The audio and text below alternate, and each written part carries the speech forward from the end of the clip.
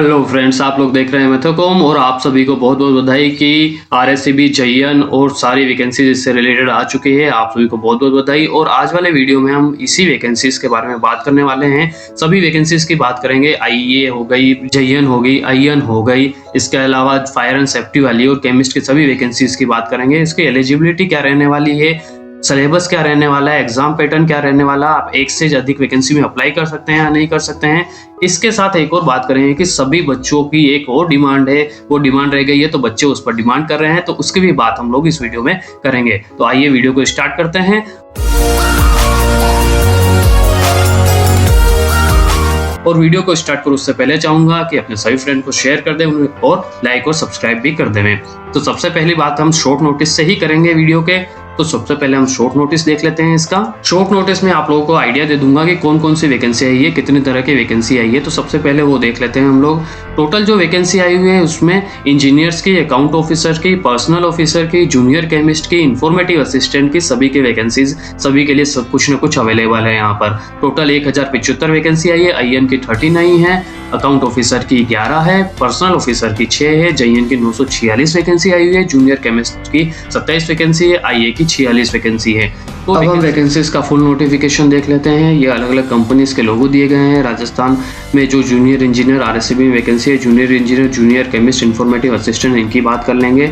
और इनमें हम देखेंगे कि ये तो टोटल वैकेंसीज का डिस्ट्रीब्यूशन है, वो आप लोग देख लेंगे। इसमें कोई बड़ी बात नहीं। TSP, non TSP wise total vacancies का यहाँ डिस्ट्रीब्यूशन दे रखा है। सबसे पहली बात हम सैलरी की कर लेते हैं, क्योंकि हम पैसे के लिए ही सब कुछ कर रहे हैं। तो जब आप वैकेंसी ज्वाइन कर लेते हैं तो आपका 2 ईयर का प्रोविजन रहेगा। 2 ईयर के प्रोविजन में आप लोगों को 23,700 और 23,700 मिलेंगे जूनियर इंजीनियर, जूनियर केमिस्ट को। इंफॉर्मेटिव असिस्टेंट को 18,500 रुपए मिलेंगे।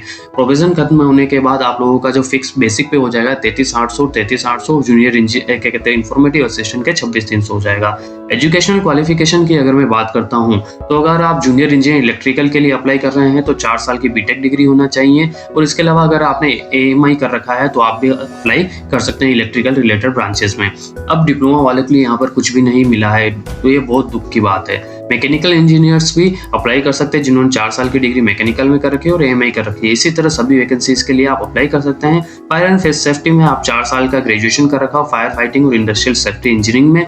इसके अलावा आपने मैकेनिकल इलेक्ट्रिकल प्रोडक्शन में अगर इंजीनियरिंग कर रखी है और साथ में डिप्लोमा कर रखा है इंडस्ट्रियल सेफ्टी में, तो आप भी फायर एंड सेफ्टी वाली पोस्ट के लिए अप्लाई कर सकते हैं। जूनियर केमिस्ट के लिए एमएससी होनी चाहिए 2 साल की केमिस्ट्री से रिलेटेड ब्रांच में। इसके अलावा 4 साल की बीटेक होनी चाहिए केमिकल इंजीनियरिंग में। इंफॉर्मेटिव असिस्टेंट के लिए आपका कंप्यूटर साइंस, कंप्यूटर इंजीनियरिंग या कंप्यूटर से रिलेटेड या इलेक्ट्रॉनिक्स में आप लोगों का बीटेक होना चाहिए, या डिप्लोमा वाले भी यहाँ पर अप्लाई कर सकते हैं। तो यहाँ पर डिप्लोमा वालों को कुछ राहत मिली है, उनके लिए पोस्टेज अवेलेबल है इंफॉर्मेटिव असिस्टेंट की। कई बार हम कंफ्यूज रहते हैं कि फाइनल ईयर वाले बच्चे अप्लाई कर सकते हैं या नहीं कर सकते। तो यहाँ क्लियर लिखा गया है कि फाइनल ईयर में जो बच्चा अभी है वो अप्लाई कर सकता है इस पोस्ट के लिए, और उससे जब डॉक्यूमेंट वेरिफिकेशन के समय आपका एलिजिबिलिटी चेक करानी पड़ेगी। एज लिमिट की बात करूं तो 21 साल और 40 साल है, काफी बड़ी एज लिमिट है और इसमें कोई समस्या आने वाली नहीं है। इसके अलावा सरकार ने और छूट दे दी है, तो आपकी एज लिमिट काफी इंक्रीज हो गई है अपर एज वाली, तो वो आप यहाँ से चेक कर लेंगे। इसके बाद अगर मैं बात करता हूँ, अगर हम एग्जामिनेशन फॉर्म फिलअप या अप्लाई ऑनलाइन की बात करूँ तो 24 फरवरी से 16 मार्च लास्ट डेट है। 24 फरवरी से आपका अप्लाई ऑनलाइन का लिंक स्टार्ट हो जाएगा। कंफ्यूजन ये रहता है कि 2 पोस्ट के लिए आप अप्लाई कर सकते हैं या नहीं कर सकते हैं। 2 डिफरेंट पोस्ट के लिए आप अप्लाई कर सकते हैं। अगर कोई बच्चा इंस्ट्रूमेंटेशन कंट्रोल वाले में एलिजिबल है और आईएम में भी एलिजिबल है तो वो दोनों के लिए अप्लाई कर सकता है। बट एक ही बच्चा 2 जूनियर इंजीनियर के एग्जामिनेशन के लिए जो इलेक्ट्रिकल से रिलेटेड सेम पोस्ट के लिए आप अप्लाई नहीं कर सकते। 2 फॉर्म अगर आप सेम पोस्ट के लिए डालते हैं तो लेटेस्ट वाला फॉर्म जो होगा सेम पोस्ट के लिए वो आपके लिए एलिजिबल हो जाएगा और पिछला वाला रिजेक्ट हो जाएगा। तो 2 अलग अलग पोस्ट के लिए एक आदमी अप्लाई कर सकता है, बट एक आदमी दो सेम पोस्ट के लिए अप्लाई नहीं कर पाएगा। आपको चॉइसेस देनी पड़ेगी कंपनीज में आपकी रिक्रूटमेंट से रिलेटेड, और वही आपके लिए फाइनल होगी वो चॉइसेस। फॉर्म फिलअप करते समय एप्लीकेशन फी 1600 रुपए रखी गई है, जो एप्लीकेशन फी बहुत ही ज्यादा है। जो आईबीपीएस एजेंसी इस एग्जामिनेशन को कंडक्ट करवा रही है उनका खुद का एग्जामिनेशन वो पीओ और क्लर्क वगैरह कराते हैं, तो 600 रुपीज फीस रखते हैं। तो 1600 रुपीज तो बहुत ज्यादा, ये थोड़ा सा अन्याय हो गया है बच्चों के साथ। 1600 और 1400 रुपीज तो ये बहुत ही ज्यादा फीस है। अगर सरकार इसमें कुछ रिलैक्सेशन देती है तो बच्चों के लिए काफी फायदा हो जाएगा, और हम चाहते हैं और आप लोग भी प्रयास कीजिए कि कुछ रिलैक्सेशन मिल जाए। Centre of return competitive examination all over India इन्होंने सेंटर दे दिए हैं। राजस्थान में भी सेंटर है, एमपी में भी सेंटर है, गुजरात में भी सेंटर है, दिल्ली एनसीआर में भी सेंटर है। तो ऐसा लग रहा है कि राजस्थान की वैकेंसी नहीं, पूरी इंडिया की वैकेंसी है। तो ये वाली बात रह गई है। और उन एग्जामिनेशन पूरा ऑनलाइन मोड में होगा। जो बच्चे बैंक की प्रिपरेशन करते हैं उनके लिए तो बहुत ही अच्छी वैकेंसी है। केवल टेक्निकल ही पढ़ना है और बाकी बैंक वाला सारा मटेरियल तो आपने पढ़ ही रखा है। जो बैंक पीओ, बैंक क्लर्क की वैकेंसी, बैंक क्लर्क या बैंक पीओ की प्रिपरेशन करते हैं। एग्जाम ऑनलाइन मोड में होगा, 2 घंटे का पेपर होगा, मल्टीपल चॉइस होगा, ये क्लियर सी बात रखी गई है। ये सब तो आप देख ही लेते हैं, इसमें कहीं कन्फ्यूजन रहने वाला नहीं है। सिलेक्शन प्रोसीजर और मेरिट की बात करें तो सिलेक्शन प्रोसीजर पूरा सीबीटी बेस्ड टेस्ट होगा, कंप्यूटर बेस्ड ऑनलाइन टेस्ट होगा, 2 घंटे का टेस्ट होगा, ऑब्जेक्टिव टाइप क्वेश्चन होंगे। 60% वेटेज आपको दिया जाएगा आपका टेक्निकल सब्जेक्ट से रिलेटेड जिसके लिए आप अप्लाई कर रहे हैं। 40% वेटेज आपका दिया जाएगा reasoning, mental ability, mathematics, general knowledge and everyday science, Hindi और इंग्लिश पर दिया जाएगा। यहाँ पर जनरल नॉलेज और एवरीडे साइंस में सरकार ने ये बात कही थी हम राजस्थान जीके को बढ़ावा देंगे, तो ऐसा तो कुछ सिलेबस में हमें अभी तक तो नहीं दिखाई दिया कि राजस्थान जीके कहीं दिख रहा हो। ये सारा पूरा बैंक वाला सिलेबस है, बैंक में जो सिलेबस रहता है। अब इसमें यहाँ जरूर कहा गया current event including issues of Rajasthan bold किया गया है with special reference to Rajasthan, इसको भी बोल्ड किया गया है। पहले ऐसा नहीं था, इनको बोल्ड नहीं किया था, यहाँ पर बोल्ड कर दिया है। और बोल्ड कर दिया है तो क्या पता पेपर में बहुत सारा राजस्थान आ जाए। लेकिन अगर क्लियरली सिलेबस डिफाइन कर देते कि राजस्थान का ये सिलेबस या राजस्थान जीके का एक पेपर ही डाल देते तो भी राजस्थान के बच्चों के लिए काफी फायदा हो जाता है। जैसा आरपीएससी ने अभी टेक्निकल लेक्चरर की वैकेंसी के लिए राजस्थान पहले टेक्निकल ही आता था, बट इस बार उन्होंने क्या किया है कि राजस्थान जीके का पूरा एक पेपर डाल दिया है वहां पर। तो राजस्थान जीके का एक पेपर डाल देते तो हमारे राजस्थान के बच्चों के लिए काफी फायदा हो जाता। बट यही बात है कि अगर आपको जनरल नॉलेज, एवरीडे साइंस पढ़ना है बैंक में तो आपको पिछले 6 महीने का आप पढ़ लो, उससे ज्यादा बाहर कहीं नहीं जाता है जनरल नॉलेज और एवरीडे साइंस बैंक के एग्जाम्स के लिए। तो ये जो सिलेबस है उसको देखकर यही लगता है कि वही आपको वापस पढ़ना है। तो ये बात रहती है।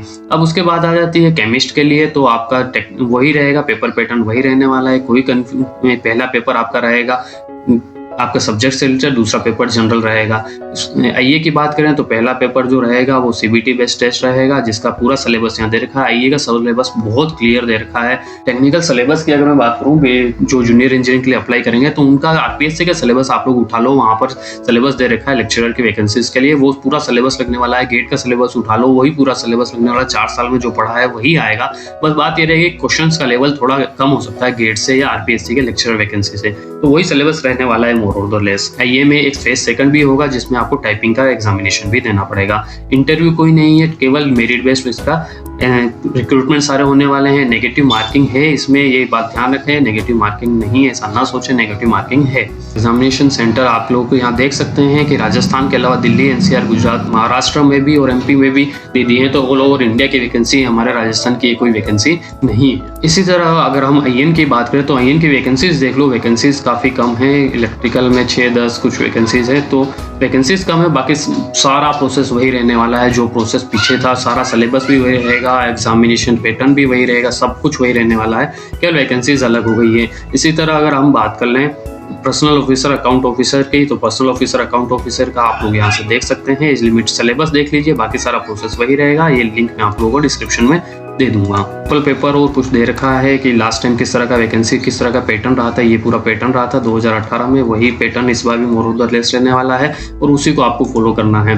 अब बात कर लेते हैं कि क्या कुछ समय पहले अखबार की कटिंग है, इसमें कहा गया था कि आपका सामान्य जीके बढ़ा दिया जाएगा। राजस्थान परीक्षा प्रश्न पत्र पार्ट बी में राजस्थान सामान्य ज्ञान से 60% अंकों के प्रश्न आएंगे। क्या कहा था कि परीक्षा के प्रश्न पत्र पार्ट बी में राजस्थान सामान्य ज्ञान से जुड़े 60% अंकों के प्रश्न आएंगे। लेकिन सिलेबस को देख के ऐसा नहीं लगता है कि राजस्थान जीके पे सारा फोकस कर दिया गया है। पेपर पैटर्न जो अभी रहने वाला है मोर दो पिछला ही रहने वाला है और इसमें जनरल नॉलेज और जनरल साइंस है। यहाँ पर राज जीके किया जा सकता था, अगर राजस्थान जीके कर देते तो ये वाली बात बिल्कुल यहाँ पे इनकी लिंक हो जाती और यहाँ राज जीके कर देते तो ज्यादा बेहतर रहता। अब बात कर लेते हैं हम लोग जो बच्चे कुछ और डिमांड कर रहे हैं उसकी भी बात करने में। तो यहाँ पर अगर मैं ट्वीट खोलता हूँ तो यहाँ पर ट्वीट दिखाया गया है कि भर्ती राजस्थान की है, ऑल इंडिया 62% लोग बाहर ही आ जाएंगे। ये सारी बातें हैं, बट इन सब बातों से अब देखिए आप लोग जो प्रिपेयर करना चाहते हैं वो प्रिपरेशन करें। बैंक के एग्जामिनेशन की तरफ प्रिपेयर करना है, केवल टेक्निकल साथ में पढ़ना है। तो आप जो जीके है वो राज जीके नहीं डाला है, बट ये है कि पिछले 6 महीने का आप करंट पढ़ लो, वो हो जाता है मोर पूरा इंडिया का ही है। फिर इसके बाद यहाँ पर एक बच्चा कह रहा है कि राजस्थान की वैकेंसी राज्य के नहीं इंडिया के होने सेंटर तो ये बच्चों की डिमांड से कुछ बातें हैं जो सही बात है कि जिसमें इसमें इन वैकेंसी में सबसे पहले एग्जामिनेशन फीस जो 1600 है वो बहुत बड़ी है। ये पूरी डिटेल थी। अब इसके अनुसार आप लोगों को प्रिपरेशन करनी है। प्रिपरेशन की हेल्प के लिए आप मुझसे बात कर सकते हैं, पुराने पेपर देखिए, उनके हिसाब से प्रिपरेशन कीजिए। आप लोगों ने वीडियो को लास्ट तक देखा, आप लोगों को धन्यवाद। जय हिंद।